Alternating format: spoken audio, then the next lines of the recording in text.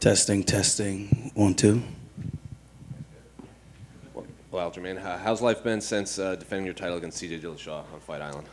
Life's been great. Life's been full. I've been eating a lot. Just taking my time to smell the roses a little bit and enjoy the fruits of my labor and just getting my life in order. But yeah, other than that, short answer, life's been good. What do you, when you say life in order, what do you mean? Is that like, because you had hinted about things you wanted to do maybe outside of the fight game after your fight too. Is that what you're referring to?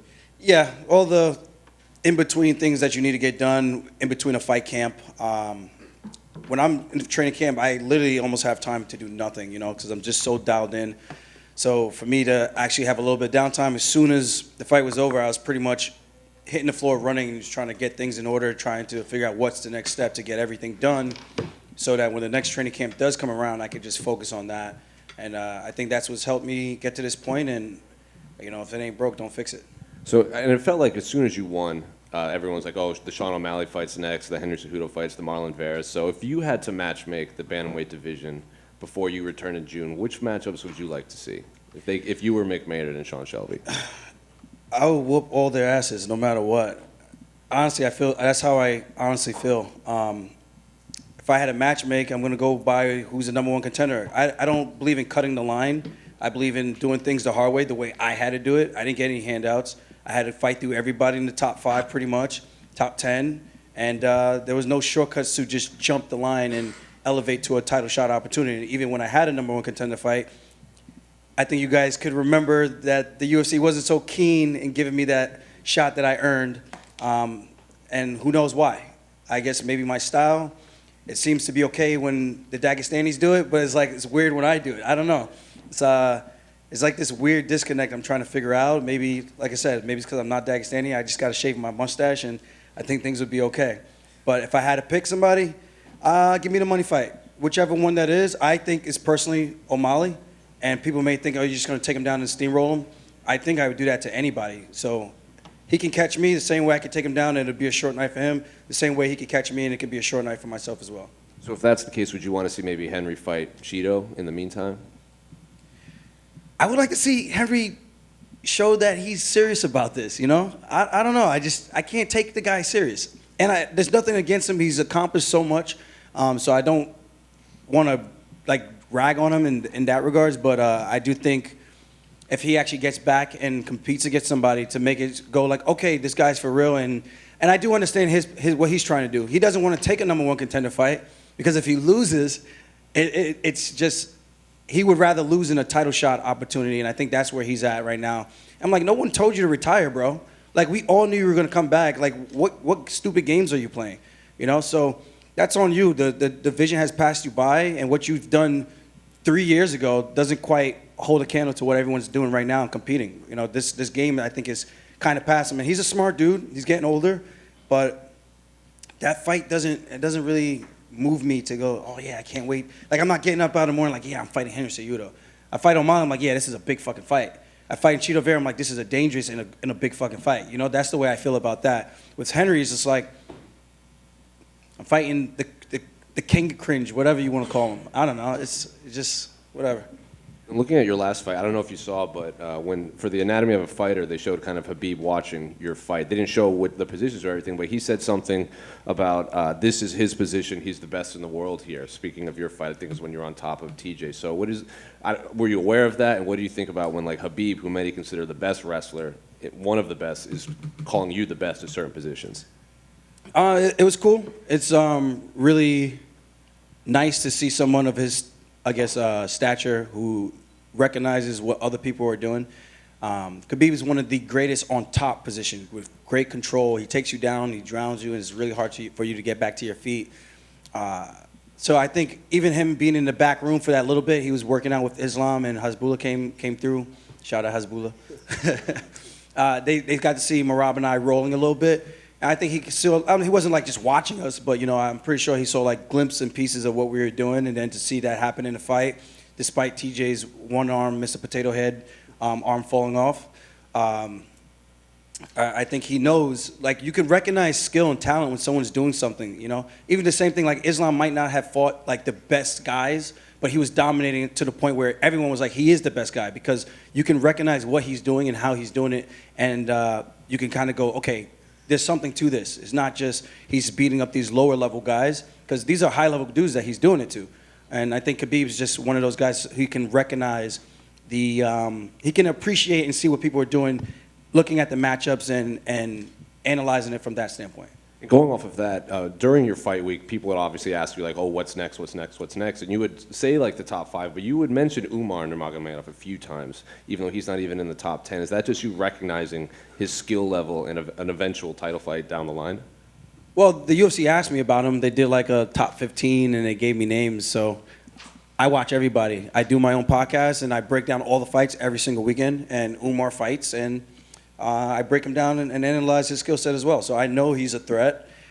Styles make fights, and I know if we were to compete, it would be a very competitive one. I think the difference will come down to who could be a little bit more tenacious and who gets tired first. But right now, those conversations, I'm not even entertaining it. He's got some work to do still. And I think he'll be in this conversation probably this time next year. And two more quick ones for me. Saturday is going to be Frankie Edgar's last fight before he retires. So you being a New York native, what were some of the memories you had of Frankie coming up in this area? Well, of course, the great Maynard fight. That's like the biggest one for me, honestly. And then you got the BJ Penn fight. For him to beat BJ Penn the way that he did, who was just like a juggernaut at the time, and just seemed like no one was going to ever defeat him, you know? And then he came through, and then they had the immediate rematch, and he beat him again and showed like, yo, I'm Frankie Edgar, I'm the answer, I'm here to stay. So I always wish I had an opportunity to train with Frankie. I thought that would have been some magic, and I thought we would have had some great chemistry just feeding off of feeding off of each other. But we never had that opportunity. And the same thing with Dominic Cruz, Uriah Faber. I always said if I'm not going to train with these guys, you know, that I would like to fight these legends of the sport. So fortunately, I'm happy that we never actually fought. I respect Frankie a lot, and definitely going to be dialed in for that one.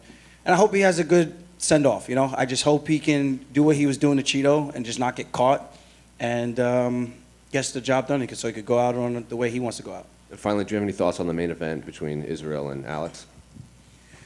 That's a dangerous fight, man.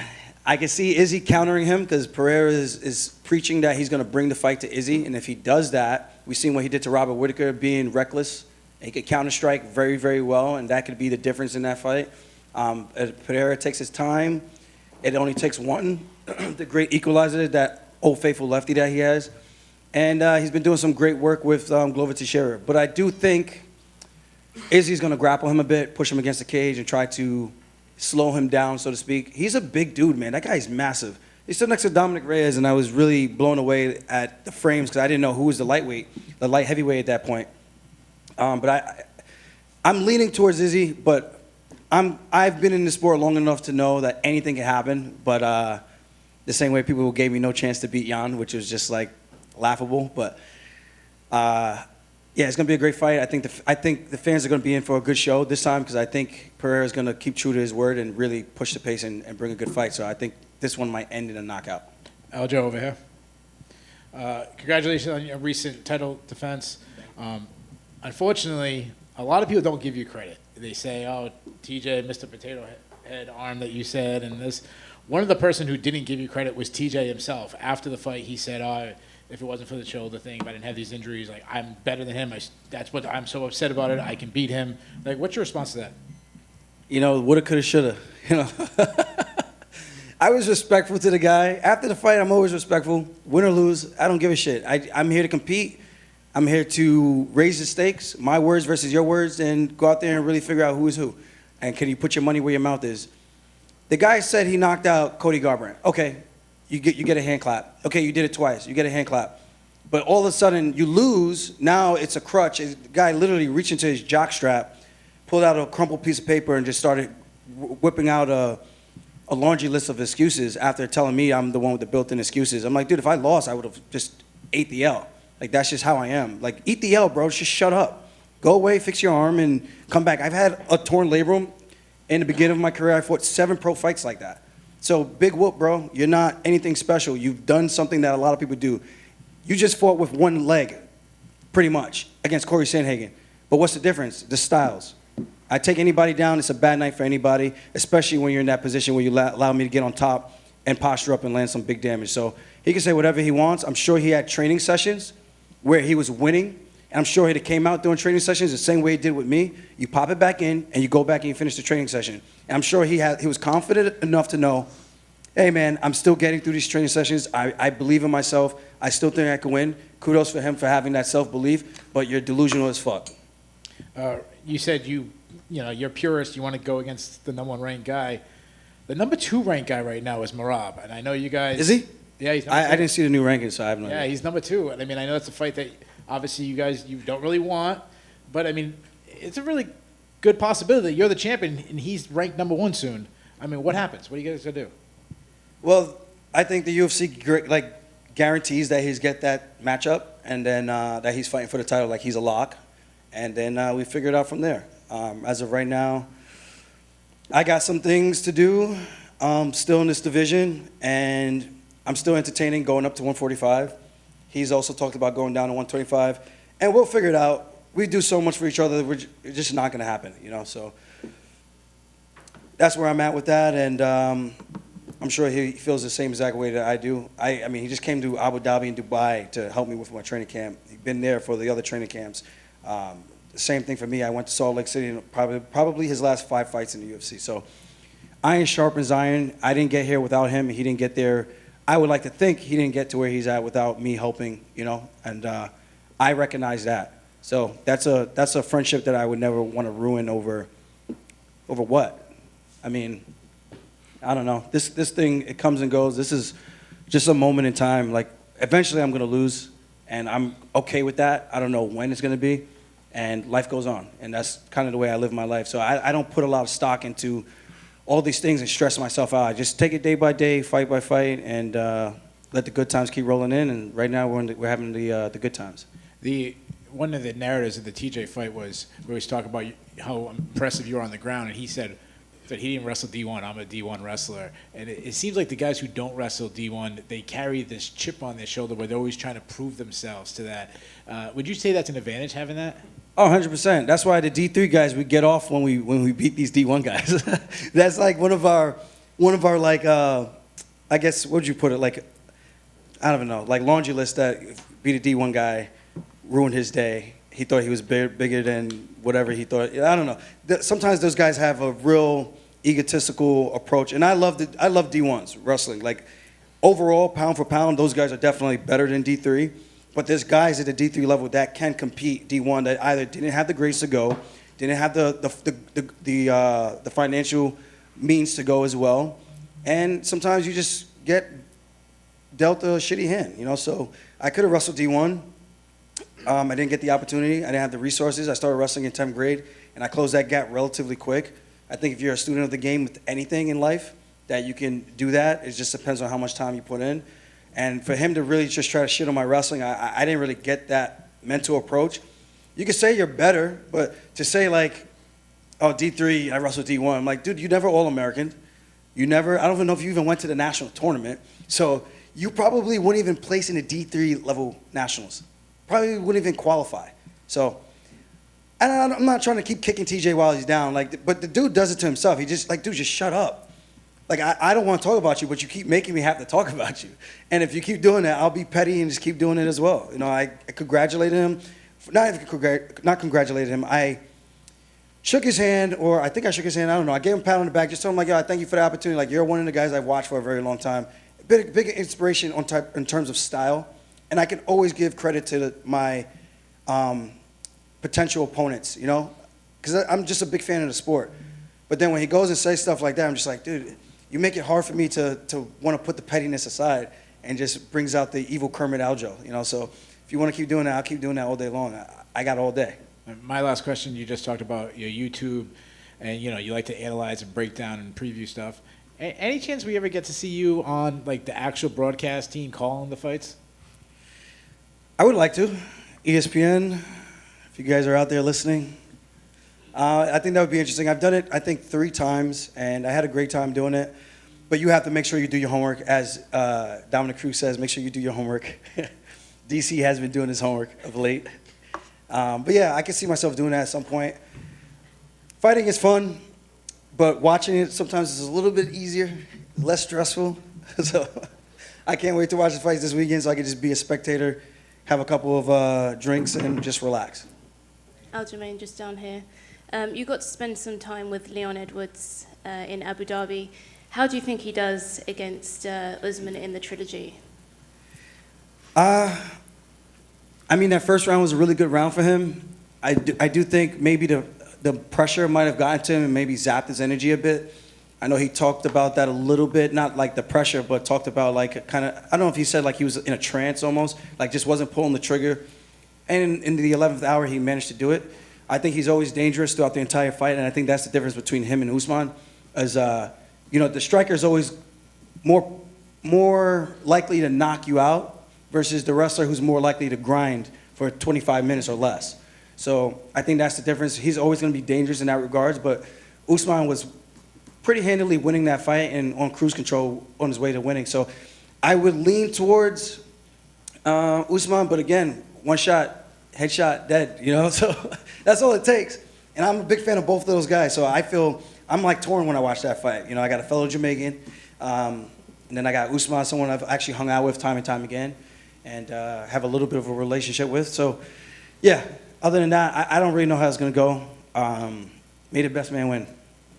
And I know you like to break down fights, so obviously if we get to see John Jones return at heavyweight against Francis Ngannou, how do you think that goes down? Damn, you guys hit me with the tough ones. I hang out with Francis. I got started in MMA because of John Jones. I feel like me picking against any one of those guys. But I can see the fight being John using a lot of wrestling. I think that would be the path of least resistance to winning. Francis is big, strong, powerful. It just, how well can John carry the weight? I don't know. And how well can he do when he gets hit by a heavyweight? That's the big ultimate equalizer. Francis has got that power, and to try to wrestle a guy like that for 25 minutes, I mean, we've seen Stipe do it, but I think Francis is going to be smart enough to do the homework to make sure he can at least compete with him long enough that he can land a big shot that can probably end the fight. And then last one, there's rumors about Colby going up against Hamza. If that does go down, how do you think that one plays out? I think people are sleeping on Colby. Colby's a dog. Hamza's dangerous. He's explosive. But I don't think Hamza can do what he did to Kevin Holland to Colby and exert that much energy that early on in the fight. Because if he does that against a cardio machine like that and he doesn't get him out of there, that could be a long night for Hamza. I'm sure he's going to be well prepared for that fight as well, cardio-wise. But I think he's going to have to be a little bit more calculated to go with a guy like Colby because he's going to be there the entire time to fight. And we've seen that with the Usman fight. We've seen that with the Masvidal fight. Even the Damian Maia fight. Like, the guy is willing to put his face on the line, eat punches, to impose his will, get you down on the ground, and just make it a dogfight. Thank you. Who, Aljamain, just in terms of the move to 145, is that something you've been thinking about for a while? It just seems like you still in your current division have so much to do, but obviously ambition's driven you your whole career. What's the mindset behind the move? Really to avoid fighting a best friend. And so I can eat a little bit more. I'm 170 pounds right now. I'm a big boy right now.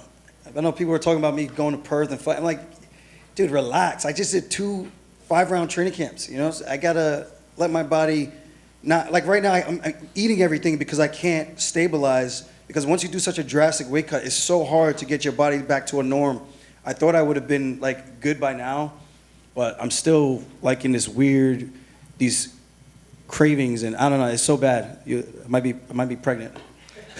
But you as a competitor too. I mean, the idea of it, the prospect of it must excite you. So many different fighters. I mean, what a great opportunity for you too as a competitor. Those guys are dangerous, man. I just watched Arnold Allen and Calvin Kattar. Those are some dangerous dudes, you know, and they're a lot bigger than me. But I do think my style is one of those things. Like if we grappled, and I grappled with any one of those guys on a jiu-jitsu night, I mean, come on. I don't think it's even close. That's my personal opinion. I mean, people could tell me I'm wrong. I don't think it's even close. In terms of domination and dominant positions, getting to the mount, getting to side control, getting to back mount, and just keeping these guys there or even finishing them. That's what I truly do feel what would happen if we grappled. But in a fight, it's different. They got the size. They're going to have a little bit more power, but I do think I would have a little bit more power as well. And I would be forced to kind of sitting down on my punches a little bit more. But at the end of the day, my style is my style. I can be like a Kobe and just grind you and push you against the cage until I could drag you down to the ground. And then once you do that, I think it's off to the races in terms of how long you're going to last. And I know it's hard to think too long term, but if you're able to be successful and win another title, I mean, that redefines your legacy. I mean, that's got to be a driving point for you as well. Oh, for sure. And not to change the gears, but like I've trained with Bryce Mitchell. What is he, top 10, top 6, something like that? And the guy is dangerous. He's beating guys, finishing guys. And we have some really good, like he'll say it, we've had some really good competitions in the room. And that lets me feel confident that if I were to go up, I can have success as well. Obviously, I wouldn't be looking to fight a guy like Bryce because we've trained together so many different times. But yeah, if I did go up to 45, it would be to chase legacy and maybe just give myself a fresh start kind of thing and just make this sport fun. Because my thing is like I would retire once this isn't as fun, and cutting weight is not fucking fun. That's the least fun part about this job. So if I could go to 45 and have a little bit more life, and I could be like, oh, okay, I can make weight 4 times out of the year and have more fun doing it, I would definitely enjoy that. And I think that could be ideal in the sense that I could still make money, I could still compete, do what I love, and not put so much wear and tear on my body, if that makes sense. So that's kind of where I'm at mentally. Couple questions over here on your right. What's up? Who's the loudest in the gym, Sarah or Longo? Well, if they're both in there, you can't tell. You really can't tell. But Matt comes in with the grand entrance, and he's definitely really, really, really loud. And who's the funniest? Um, Because they've got Sarah's gregarious, but Longo's low key. He's pretty goddamn funny. Longo's funny, but Matt's just like, he can make a joke out of anything kind of thing. And he's like super witty. Kind of reminds me of a Connor, just like right off the rip, just like he'll walk in and just start ripping on something. You're just like, how the hell do you do that? Like you just walk in and just find something to pick at, and then he could just start attacking you. And you're just like, wow. But that's how, I don't know, he's just quick-witted like that. I don't know if it's like, I don't know. He's good. But I would lean towards Matt on that one. And on a slightly more serious tone, you were talking about your weight, your eating, it's not mentally there. Paddy Pimblett famously thinks he might have an eating disorder because he balloons up so much. What are your thoughts on just like yourself, him, other fighters perhaps, and just the weight and the food eating, like eating disorders perhaps? How does this process? Yeah, it's not good. I do think whenever I'm not fighting though, or not training, my eating slows down, so I kind of stabilize. But I feel like right after the fight, you go through this time period where it could last a month, and you're just eating like an insane amount of food where you're just swollen. It just doesn't feel good. Like, and I know this, I consciously know this, and somehow I'm still stuffing my face. It's the weirdest thing. But I'm hoping like after this weekend, I could just be like, okay, now it's time to chill. I can start working out and make it a little bit more of a normal thing, so I could get down to like 65, and then maybe start working out a little bit more, and then I could get down to 60, and then I could realistically look at the next time period where I can fight. Maybe it's April again. So yeah, it's tough. And he gets huge though, man. I don't get that big. Well, he starts 20 pounds heavier, but yeah. Yeah, well, I've gotten up to 176, and that was just disgusting, and it hurt just to walk up the stairs. So I don't even know how he does it. It's mind blowing, but his transformation is fascinating to watch. Fair enough. Right here, Aljo? Do you think that O'Malley didn't get the credit he deserved in his performance against Jan because of the controversial decision? Yeah, but there was nothing controversial about it. People were screaming robbery. It wasn't a robbery. If you go back and watch the fight and you're not emotionally charged because you made a bet, you'll be like, okay, I see why O'Malley won. I went back and I watched it. I did a whole thing while watching on my podcast, and I did like a whole review, and I went round by round, counting the punches, counting the takedowns, the duration of the takedowns, what did he do with the takedowns, and O'Malley won the fight. I mean, you could try to sway it differently with the takedowns, but he didn't slam him down. He took him down to air Jan, took him down, but O'Malley landed on his hands, and then he sat to his butt. It's not like he got slammed on his back. I'm like, oh shit, that would have hurt if that was on a concrete floor. He landed on his hands. The guy was fine, So you gotta look at it like, what does more damage? And I think O'Malley did more damage in that fight. And I think if he had lost, I agree with him when he said that he would have gotten more respect because they'd be like, oh, you had a really good fight with the number one contender guy. That guy's a dog. And then the same thing for myself. I beat him, Jan, and then people start making all these excuses. I'm like, there's no winning. Sometimes there's just no winning with the fans. It's just like all you got to do is just keep winning and let the history books tell the story for you. You know, so kudos to him. Sign the contract. Aljo. Aljo, what's going on, brother? How are you? There's no contract, by the way.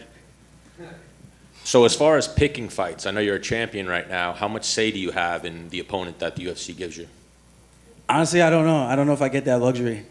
I know it's different case by case for everybody. So Yeah. if they go April, you're fighting Merab, what happens? Well, like, one, I respectfully decline. And two, I'm not fighting Merab. And, yeah, I don't know. We'll see. We haven't had the conversation yet. I'm still in, like, this transition period of changing, like, management or staying with management.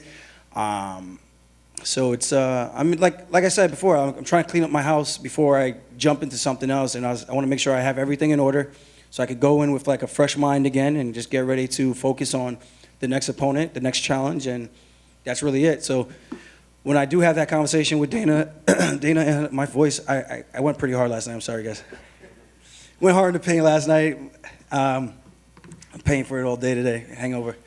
But yeah, when we have that conversation, we'll figure out what's the biggest fight. Because at the end of the day, like I said, I could lose this fight, this belt, the next fight. Okay, so am I going to take a fight that's not going to pay me as much? No, I'm going to take the one that I'd rather take the risk of losing, which you always take a risk, and make as much money as I can while I have this time in the sun. You know, because everyone has their time. Every time will pass for everybody, and just got to do what I can to provide for myself and my family. So while there's no clear-cut number one contender right now, do you really think Cejudo's not the guy? Because if you're chasing legacy, like you said, wouldn't that be a name that you want on your resume? Like, yes, but at the same time, no, because the guy hasn't fought. It's just like even when Bisping came back and he fought GSP, I'm just like, I don't know if I would have done that. Like, because, yeah, he's GSP, but the guy hasn't fought in X amount of years. Like, why are you taking, like, I feel like the risk is on us. So, if I beat Cejudo, you beat a guy coming off the couch. Oh, he was off for 3 years. There's always going to be a narrative that people are going to have and try to discredit you. You know what I mean? So it's like, why not fight someone who's actually been in here competing? Give me the guy who's competing, who's the number one guy, who just beat the number one guy. Well, that's you. You're like the Rodney Dangerfield of MMA. You can't get no respect. I don't know who any of those guys are, but I'll take it. But even so Cejudo would obviously be a legacy fight. O'Malley would be the money fight. You don't know which one you're going to get next, but even 145 is possibly an option. Would you entertain anything or just a title fight? Would you take a non-title fight at 145? Like, right, if I could just fight at 45 for the hell of it, I'll do it right now. I'll do it in February. I would do it in February if I can keep the belt, fight at 45, not have to cut that much weight, and it would be a 3-round fight. Give me a 3-round fight, and I'll walk through that like that's easy work. Easy work. For sure. And But then, yeah, they're going to try and make it a 5-round, and I don't want to do that. We had Frivola in here yesterday talking about how good you are, and he's a 55er, and then Menace Bermudez would always sing your praises, and he was a 45er, so I think you could definitely win some fights moving up. I appreciate it. Yeah, Dennis and I had some interesting sparring matches. And I remember when Frivola first came down to Long Island, back to Long Island to train, and we rolled, I think, one day, and then I asked him if he could spar with me. And I didn't know anything about the guy. I knew he was undefeated, came in like a juggernaut, and the first thing I did was I just took him down. So, yeah, we had some fun and some fun sparring sessions and some fun rolls. So, yeah, I think I could hold my own with those guys. But, again, when you're talking about being punched in the face, that changes the entire dynamic. It's not a wrestling match. It's not a jiu-jitsu match. It's an MMA fight. And then I know you're very analytical, and you know the way you size somebody up. When you sized up Andrew Tate, granted he's bigger than you, did you sense some realness there? Is he legit? He's got some skill. I don't think he's the best guy. I mean, I think you could watch the tape and analyze his skill and his technique yourself. But he's got some talent. I mean, when he was doing it full time, I'm sure he looked a lot cleaner than he does now. And that happens with anybody. If you stop doing it for a certain amount of time, you're not going to look as good and as sharp. So I think now he just trains for a hobby from what he was telling me, just to stay in shape, him and his brother and whoever he's fucking around with. But top G. Over here, Aljo. Just 2 quick questions over here. Are you coming out with any Aljo backpacks? Any Aljo branded backpacks? We're trying. I posted something on my IG to try to get like some people, but then I got flooded, and I'm like, there's no way I could vet all these people and have a conversation with everybody. Just not enough time in the day. So I had them kind of send that over to like management and the guys that are running my website. So that's what we're doing right now to try to see what we can do. I do have a rap song coming out. My brother finally finished his stuff. So I'm excited. I think it's gonna be pretty dope. And if it's not, boo me, but I think it's gonna be good. So I'm excited to drop that. Hopefully we can get that out in like the next 2 weeks. I think might get my fiance on there. She wants to do some ad libs. She wants to add a female touch. I'm like, okay. I think it's gonna be a little bit of a banger. I think it's gonna be a banger. The female touch is definitely always right. Yeah. And, so we'll see. And who, like, besides the popularity, who do you think is more dangerous for you? Is it Chito or is it Sean? There's such different styles, man. Like Cheeto's more dangerous with those kicks. I think he's very hittable. Sean isn't as hittable, and his footwork makes it more of a trap when you try to track him down. He can counter very well. Not a lot of guys can fight well going backwards. He does a very good job fighting well going backwards and being accurate as well while going backwards. So I just think it's a different puzzle. But who would be more dangerous, like against my style? Maybe Cheeto because of the grappling. But then again, with him and Aldo, he was in a body triangle, I don't know, it just looked like he didn't know what to do there. And but I know offensively, he's got a good key lock, Kimura lock. I don't know if he's got good arm bars, triangles. So he's a dangerous guy when it comes to grappling. I just don't know how good he is. I don't know. I think they're both very, very different. Both dangerous, but like a different danger for both. One last thing that popped in my head. I seen the tweet or the post that you released with all your goals. And like looking back on that and seeing how you manifested it now, like how does it make you feel? It chokes me up a little bit, but even when I look back and I saw just to have 175,000 in my saving account, I was fighting Pedro going into the year. I didn't fight Rivera yet. I didn't fight Pedro, so that just goes to show you where I was at financially. I had just bought my house, and those were the goals that I was trying to achieve. And to look back and see that I crushed just about every single one of them, I think it's just a testament to just sticking the course, being a student of the game, never losing focus and keeping the perspective on what you're actually trying to accomplish, and never letting nobody get in your head or try to put their insecurities on you to make you believe what they think is something unattainable just because they can't do it. I've had people doubt me my entire career. It just seems like that's just the world we live in. People just want to doubt people when they're trying to do something instead of trying to build them up, prop them up. And I'm just glad that I was able to stay the course and believe in myself and get to where I'm at today. Because to do this, I still don't feel like it's real. Like I wake up every day, it's still such a surreal thing. I walk down the street, people staring at me sometimes. I'm like, I still have that hood mentality a little bit. It's like, what the fuck you looking at? And then I forget, I do this stuff on the TV. But yeah, so it takes me back a little bit, and I just hope I can continue to reach new heights in life. And if I could pull somebody up, that's my ultimate goal, just to try to pull as many people up as I can. Yep, each one teach one. That's it. On a scale from Tyron Woodley to Bryce Mitchell, where would you say your bars rank? Bryce Mitchell. Hopefully. Bryce Mitchell actually has some bars. That's why the scale exists. I'm not saying Willie didn't. It's just the delivery and the flow of Bryce was just a little bit smoother, I would say. That's very diplomatic of you, yes. Thank you, guys.